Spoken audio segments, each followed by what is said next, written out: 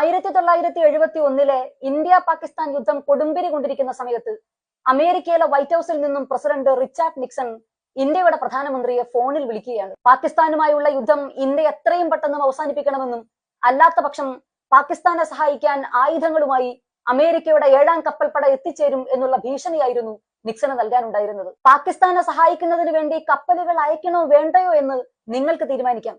എന്നാൽ എന്റെ രാജ്യത്തിന്റെ സമുദ്രാതിർത്തി കടന്നു വരുന്ന കപ്പലുകളും അതിലെ നാവികരും തിരിച്ചു പോകണോ വേണ്ടയോ എന്ന് ഞാൻ തീരുമാനിക്കുമെന്ന് അമേരിക്കൻ പ്രസിഡന്റിനോട് പറയാൻ ധൈര്യമുള്ള ഒരു പ്രധാനമന്ത്രി ഈ രാജ്യത്തിനുണ്ടായിരുന്നു.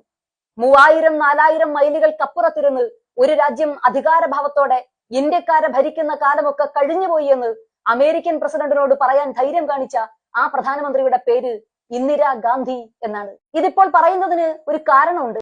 ഇന്ത്യയുടെ ക്ഷണം സ്വീകരിച്ച് ഇന്ത്യൻ നാവികസേനയുടെ അതിഥികളായി 130ഓളം നാവികരുമായി എത്തിയ ഇറാനിയൻ കപ്പൽ IRIS ദേന അമേരിക്കയുടെ ആക്രമണത്തിൽ തകർന്ന് തരിപ്പണമായി. ഇന്ത്യയുടെ അതിഥികളായി എത്തിയ 87ഓളം ഇറാനിയൻ നാവികർ കൊല്ലപ്പെട്ടിരിക്കുകയാണ്. പേർഷ്യൻ കടലിടുക്കിൽ ഇന്ത്യൻ പതാകയേന്തിയ 38ഓളം കപ്പലുകൾ കുടുങ്ങിക്കിടക്കുന്നതായി റിപ്പോർട്ടുകളുണ്ട്. വിവിധ സംഘർഷബാധിത പ്രദേശങ്ങളിലെ വിവിധ കപ്പലുകളിലായി 23,000ഓളം ഇന്ത്യൻ നാവികർ കുടുങ്ങിക്കിടക്കുന്നു എന്നുള്ള റിപ്പോർട്ടുകളുമുണ്ട്.